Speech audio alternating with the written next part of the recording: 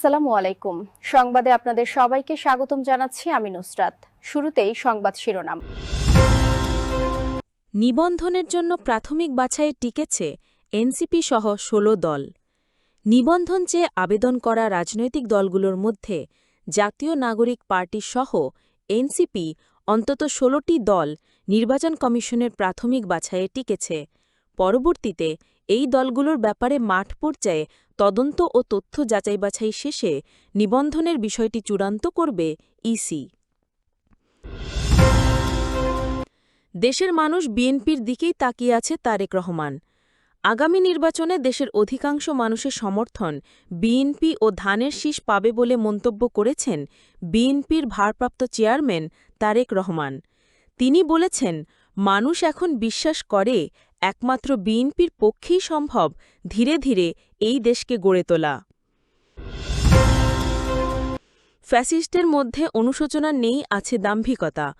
ফ্যাসিস্টদের মধ্যে কোনো অনুশোচনা নেই, বরং দাম্ভিকতা রয়েছে বলে মন্তব্য করেছেন বিএনপির স্থায়ী কমিটির সদস্য সালাহউদ্দিন আহমেদ। ৮ দাবিতে ঘোষিত ৭২ ঘণ্টার পরিবহন ধর্মঘট প্রত্যাহার। বাণিজ্যিক মোটরযানের ইকোনমিক লাইফ ৩০ বছর করা সহ ৮ দফা দাবিতে ঘোষিত ৭২ ঘণ্টা পরিবহন ধর্মঘট প্রত্যাহার করা হয়েছে। আগামী ১২ আগস্ট সকাল ৬টা থেকে শুরু হয়ে ১৫ আগস্ট সকাল ৬টা পর্যন্ত চলার কথা ছিল এই ধর্মঘট। এনসিপি নেতার বাড়িতে কাফনের কাপড়, চিরকুটে প্রস্তুত হ রাজাকার লিখে হুমকি। প্রস্তুত হ রাজাকার, বাপমায়ের দোয়ানে তোদের দিন শেষ, জয় বাংলা, জয় বঙ্গবন্ধু এমন চিরকুট ও সঙ্গে কাপনের কাপড় বাড়িতে পাঠিয়ে জাতীয় নাগরিক পার্টির রাজশাহী জেলা কমিটির সদস্য ও বৈষম্য বিরোধী ছাত্র আন্দোলনের সাবেক সংগঠক খালিদ হাসান মিলুকে হুমকি দেয়া হয়েছে। এতক্ষণ শুনছিলেন সংবাদ শিরোনাম, এখন বিস্তারিত। নিবন্ধন চেয়ে আবেদন করা রাজনৈতিক দলগুলোর মধ্যে জাতীয় নাগরিক পার্টি সহ অন্তত ১৬টি দল নির্বাচন কমিশনের ইসির প্রাথমিক বাছাইয়ে টিকেছে। পরবর্তীতে এই দলগুলোর ব্যাপারে মাঠ পর্যায়ে তদন্ত ও তথ্য যাচাই-বাছাই শেষে নিবন্ধনের বিষয়টি চূড়ান্ত করবে ইসি। নির্বাচন কমিশনের অতিরিক্ত সচিব কেএম আলী নেওয়াজ গণমাধ্যমকে জানিয়েছেন, প্রাথমিক যাচাইয়ে যে ১৬টি দল শর্ত পূরণ করতে পেরেছে, মাঠ পর্যায়ে তাদের তথ্য যাচাই-বাছাই করবে ইসি।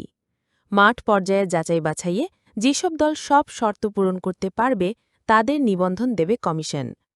নির্বাচন কমিশন বলছে, চলতি মাসের মধ্যেই মাঠ পর্যায়ে তদন্ত কাজ শেষ করবে নির্বাচন কমিশন। পরবর্তীতে সব প্রক্রিয়া শেষে সেপ্টেম্বরের ১৫ তারিখের মধ্যে নিবন্ধন চূড়ান্ত করার কথাও জানিয়েছে ইসি। ইসির সংশ্লিষ্ট শাখার এক কর্মকর্তা গণমাধ্যমকে জানান, গত ২২ জুন পর্যন্ত নিবন্ধন চেয়ে ইসিতে আবেদন করেছিল ১৪৫টি দল। প্রথম ধাপে সব শর্ত পূরণ করতে না পারায় সবগুলো দলকেই প্রয়োজনীয় ঘাটতি পূরণে ১৫ দিন সময় দেয় ইসি। তাদের প্রাথমিক শর্ত পূরণে ৩ আগস্ট পর্যন্ত সময় বেঁধে দেয় ইসি।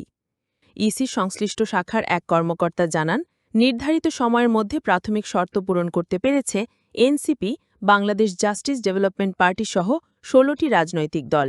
আগামী নির্বাচনে দেশের অধিকাংশ মানুষের সমর্থন বিএনপি ও ধানের শীষ পাবে বলে মন্তব্য করেছেন বিএনপির ভারপ্রাপ্ত চেয়ারম্যান তারেক রহমান। তিনি বলেছেন, মানুষ এখন বিশ্বাস করে একমাত্র বিএনপির পক্ষেই সম্ভব ধীরে ধীরে এই দেশকে গড়ে তোলা। আজ দেশের অধিকাংশ মানুষ বিএনপির দিকেই তাকিয়ে আছে। কিন্তু এই চ্যালেঞ্জগুলো যদি মোকাবেলা করতে হয়, তাহলে আমাদের প্রথমে ঐক্যবদ্ধ হতে হবে। আমরা যদি ঐক্যবদ্ধ না থাকি, তাহলে চ্যালেঞ্জগুলো মোকাবেলা করতে পারব না।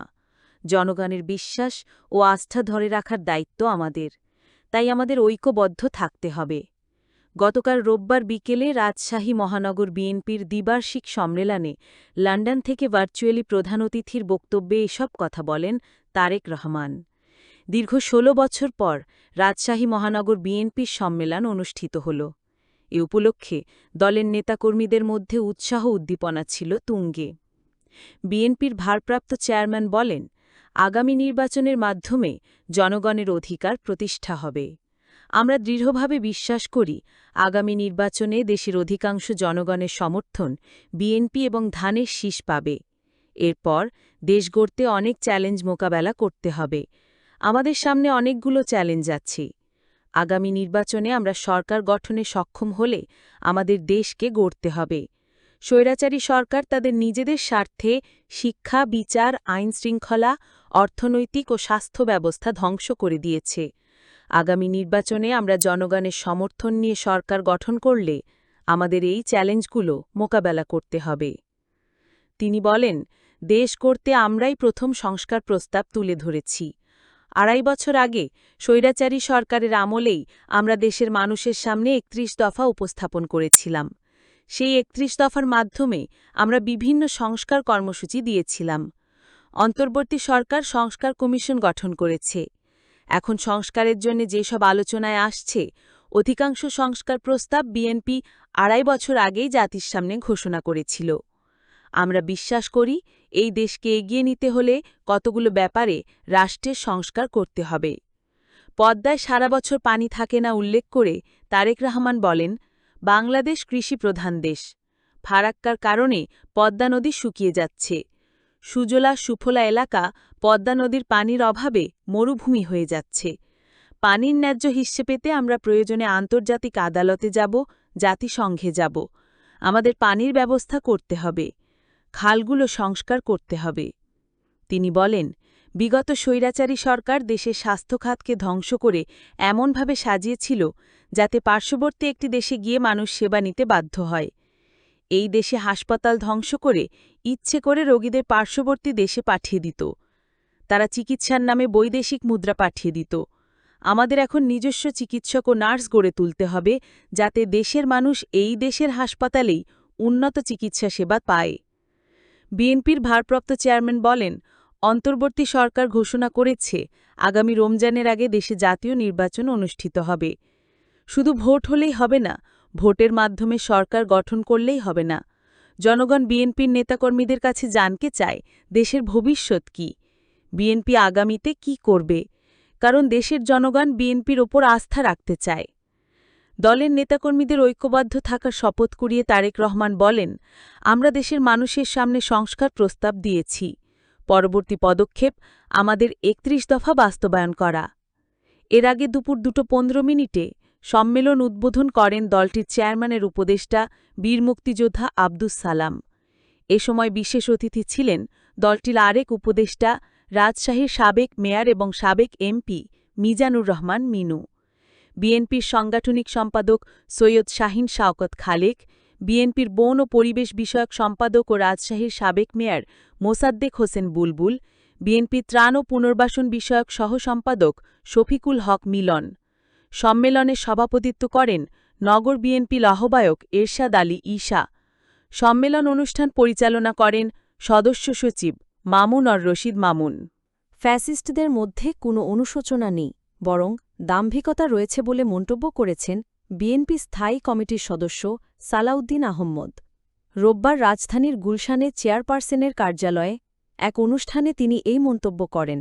অনুষ্ঠানে আমরা বিএনপি পরিবারের উদ্যোগে ছাত্র জনতার অভ্যুত্থানে আহত, ক্যান্সার আক্রান্ত রোগী, অসহায় ও অসুস্থ ব্যক্তিদের চিকিৎসা সহায়তা দেওয়া হয়।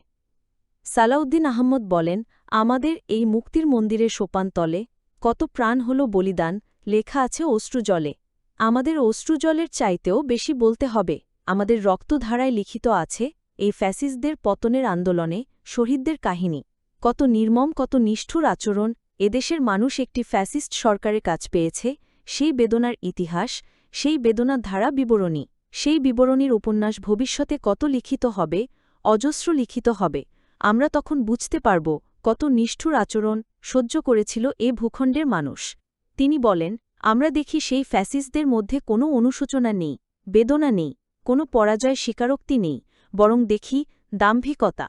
ভবিষ্যতে ফ্যাসিবাদের উৎপত্তি যাতে না হয়, সেইভাবে যেন আমরা রাষ্ট্র ব্যবস্থাটা পরিচালিত করি। সালাউদ্দিন আরও বলেন, আমাদের দৃষ্টিভঙ্গি এইভাবে গ্রহণ করি যা আমরা প্রতিদিন সংস্কারের মধ্য দিয়ে যাব, একটি জনকল্যাণমুখী সংস্কারের মধ্য দিয়ে যাব, একটি জনকল্যাণকর রাষ্ট্র ব্যবস্থা, সমাজ ব্যবস্থা বিনির্মাণের জন্য কাজ করব। আমরা এখন একটা কথা শুনি যে সংস্কার হচ্ছে, রাষ্ট্রকাঠামো সংস্কারের মধ্য দিয়ে কাঙ্ক্ষিত মানবিক রাষ্ট্র ব্যবস্থা পরিচালিত হয়। কারণ এই রাষ্ট্রব্যবস্থাটা যারা পরিচালনা করবে তাদের মানসিক সংস্কার হওয়া দরকার, জনগণের মানসিক সংস্কার হওয়া দরকার, আমাদের দৃষ্টিভঙ্গির সংস্কার হওয়া দরকার এবং এই সমাজের মানুষের, আমাদের রাজনৈতিক নেতৃবৃন্দের যারা রাষ্ট্র পরিচালনা করবেন তাদের সবার মানসিক সংস্কারের মধ্য দিয়ে আমরা যদি রাষ্ট্রকাঠামো সংস্কারটা বাস্তবায়ন করতে পারি তাহলেই 2-2 4 হবে, তাহলেই আমরা একটা কল্যাণমূলক মানবিক রাষ্ট্র পেতে পারব। তিনি বলেন, সংস্কারের মধ্য দিয়ে আমরা একটা জনকল্যাণমুখী সংবিধান পেলাম। সেই জনকল্যাণমুখী সংবিধানের মাধ্যমে যে সরকার ব্যবস্থা গঠিত হবে তাদেরকে, সেই ব্যবস্থা যারা পরিচালনা করবে তাদের মানসিক সংস্কার এবং দৃষ্টিভঙ্গি না পাল্টায় তাহলে মানবিক রাষ্ট্র হবে কিভাবে? বিএনপির এই স্থায়ী কমিটির সদস্য বলেন, আমরা জনগণ হিসেবে যদি মনে করি সব দায়িত্ব সরকারের, সেটা একটা ভুল ধারণা। রবার্ট কেনেডি প্রথমবার আমেরিকার প্রেসিডেন্ট হয়েছিলেন, তখন তিনি বলেছিলেন, আমি 3 জেনারেশনকে কিছু দিতে পারব না, হয়তো 3rd জেনারেশনকে কিছু দিতে পারি। তিনি বলেন, আমাদের দৃষ্টিভঙ্গি এমন হবে, সরকার আমাদের জন্য কি করে সেটা নয়, বরং জনগণ দেশের জন্য কি করবে সেটাও ভাবতে হবে। এটাই হচ্ছে দৃষ্টিভঙ্গির পরিবর্তন। তাহলেই আমরা জনগণ এবং দায়বদ্ধ সরকার, জনগণের কাছে এই উভয় মিলে একটা কাঙ্ক্ষিত রাষ্ট্র ব্যবস্থা, সরকার ব্যবস্থা, সমাজ ব্যবস্থা গতিশীল করতে পারবে। আমরা বিএনপি পরিবারের আহ্বায়ক আতিকুর রহমান রুমনের সভাপতিত্বে ও সদস্য জাহিদুল ইসলাম রনির সঞ্চালনায় সভায় বিএনপি মিডিয়া সেলের আহ্বায়ক মওদুদ হোসেন আলমগীর পাভেল, কোষাধ্যক্ষ রশিদুজ্জামান মিল্লা, তথ্য ও প্রযুক্তি বিষয়ক সহ-সম্পাদক আশরাফুদ্দিন বকুল প্রমুখ উপস্থিত ছিলেন। বাণিজ্যিক মোটরযানের ইকোনমিক লাইফ 30 বছর করাসহ 8 দফা দাবিতে ঘোষিত 72 ঘণ্টার পরিবহন ধর্মঘট প্রত্যাহার করা হয়েছে। আগামী 12 আগস্ট সকাল 6টা থেকে শুরু হয়ে 15 আগস্ট সকাল 6টা পর্যন্ত চলার কথা ছিল এই ধর্মঘট। আজ রোববার বিদ্যুৎ ভবনের বিজয় হলে সরকারের সঙ্গে পরিবহন মালিকদের বৈঠকে এই সিদ্ধান্ত নেওয়া হয়। বৈঠকে উত্থাপিত দাবিগুলোর বিষয়ে আলোচনা হয় এবং সমাধানের জন্য প্রক্রিয়া শুরুর আশ্বাস দেয় সরকার। এর আগে গত 27 জুলাই জাতীয় প্রেস ক্লাবের আব্দুর সালাম হলে আয়োজিত সংবাদ সম্মেলনে বাংলাদেশ সড়ক পরিবহন মালিক শ্রমিক সমন্বয় পরিষদ 8 দফা দাবি জানায় এবং দাবি আদায় না হলে 72 ঘণ্টার জন্য সব ধরনের বাণিজ্যিক পরিবহন বন্ধ রাখার ঘোষণা দেয়। দাবিগুলোর মধ্যে রয়েছে সড়ক পরিবহন আইন 2018 এর 98 ও 105 ধারাসহ সুপারিশকৃত ধারাগুলো সংশোধন, বাণিজ্যিক মোটরযানের ইকোনমিক লাইফ 20 ও 25 বছর থেকে বৃদ্ধি করে 30 বছর করা, সমস্যা সমাধান না হওয়া পর্যন্ত 20 ও 25 বছরের পুরাতন গাড়ির বিরুদ্ধে বিআরটিএর অভিযান স্থগিত রাখা, বাজেটে আরোপিত দ্বিগুণ অগ্রিম আয়কর বা প্রিজাম্পটিভ ইনকাম ট্যাক্স কমিয়ে আগের মতো বহাল রাখা, রিকন্ডিশন বাণিজ্যিক যানবাহন আমদানির মেয়াদ 5 বছর থেকে 12 বছর করা, দুর্ঘটনা কবলিত গাড়ি থানায় আটক হলে 72 ঘণ্টার মধ্যে মালিকের জিম্মায় দেওয়ার বিধান, মেয়াদ উত্তীর্ণ যানবাহনের জন্য স্ক্র্যাপ নীতিমালা প্রণয়ন, মহাসড়কে 3 চাকার যানবাহন ও বিআরটিএ অনুমোদনবিহীন হালকা যানবাহনের পৃথক লেন ব্যবস্থা, ড্রাইভিং লাইসেন্স ও নবায়ন দ্রুত সরবরাহ এবং শ্রমিক ফেডারেশনের 12 দফা দাবি বাস্তবায়ন। সংবাদ সম্মেলনে বাংলাদেশ সড়ক পরিবহন মালিক সমিতির মহাসচিব মোহাম্মদ সাইফুল আলম আগামী 11 আগস্টের মধ্যে দাবিগুলো মেনে নেওয়ার আহ্বান জানান। অন্যথায় 12 আগস্ট থেকে 72 ঘণ্টার পরিবহন ধর্মঘটের হুঁশিয়ারি দেন। বৈঠকে সভাপতি করছেন সড়ক পরিবহন ও সেতু মন্ত্রণালয়ের উপদেষ্টা ফাউজুল কাবির খান।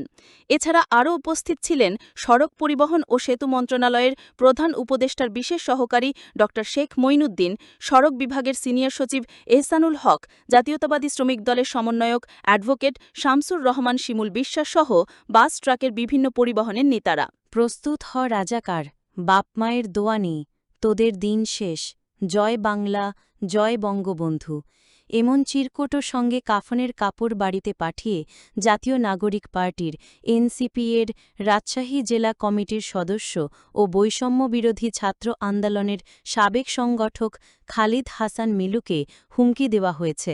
শনিবার 9 আগস্ট রাতে মোহনপুর উপজেলার ধুরইল গ্রামে তাকে এ হুমকির পাশাপাশি তার বাড়িতে দুর্বৃত্তরা পেট্রোল ঢেলে অগ্নিসংযোগের চেষ্টা চালায় বলে জানা গেছে। এই ঘটনায় এলাকায় চাঞ্চল্যের সৃষ্টি হয়েছে। রবিবার 10 আগস্ট মোহনপুর থানার ভারপ্রাপ্ত কর্মকর্তা ওসি আতাউর রহমান বিষয়টি নিশ্চিত করেছেন। এদিকে ভুক্তভোগী খালিদ হাসান মিলু অভিযোগ করে জানান, শনিবার রাতে দুর্বৃত্তরা তার বাড়িতে পেট্রোল ঢেলে অগ্নিসংযোগের চেষ্টা চালায়। পরে বাড়ির সামনে কাফনের কাপড় ও চিরকুট ফেলে যায়। মিলু জানান, রাত 11:30টায় তিনি বাসায় ফেরেন। কিছুক্ষণ পর জানালার পাশে অপরিচিত কণ্ঠে শোনা যায়, বাইরে বের হয়ে দেখো। তিনি বারান্দায় গিয়ে দেখেন টিনের সঙ্গে থাকা কাঠের আড়ায় আগুন জ্বলছে এবং চারপাশে পেট্রোলের গন্ধ। মিলু আরও জানান, তিনি বাইরে না গিয়ে প্রথমে প্রতিবেশীদের ডাকেন। ধুরইল বাজারের নৈশ প্রহরীও আসেন। পরে বাইরে এসে একটি পলিথিন দেখতে পান। পুলিশ ঘটনাস্থলে যাওয়ার পর সেটি খোলা হয়। ভেতরে সাদা কাপড়, কাফনের কাপড় ও একটি চিরকুট পাওয়া যায়। বৃষ্টির কারণে বাড়ির চারপাশ ভেজা থাকায় আগুন ছড়িয়ে পড়েনি। যে অংশে আগুন লেগেছিল তা নিভিয়ে ফেলা হয়। এমন হুমকি পেয়ে তিনি উদ্বিগ্ন ও আতঙ্কিত। চিরকুটে জয় বাংলা লেখা থাকায় কারা এ ঘটনায় জড়িত তা অনুমান করা কঠিন নয়। এনসিপি-এর রাজশাহী জেলা সমন্বয় কমিটির যুগ্ম সমন্বয়ক নাহিদুল ইসলাম সাজু বলেন, এ ধরনের ঘটনা অত্যন্ত দুঃখ ও লজ্জাজনক। আওয়ামী সন্ত্রাসীরা এখনও আমাদের এভাবে হুমকি দিচ্ছে, যা প্রশাসনের ব্যর্থতার প্রমাণ। প্রশাসন যদি কার্যকর পদক্ষেপ নিত, সন্ত্রাসীরা এমন সাহস দেখাতে পারত না। আমরা এই বিষয়ে থানায় জিডি করব। মোহনপুর থানার ওসি আতাউর রহমান জানান, রাত 11:15টার দিকে খবর পেয়ে ঘটনাস্থলে পুলিশ পাঠানো হয়েছে।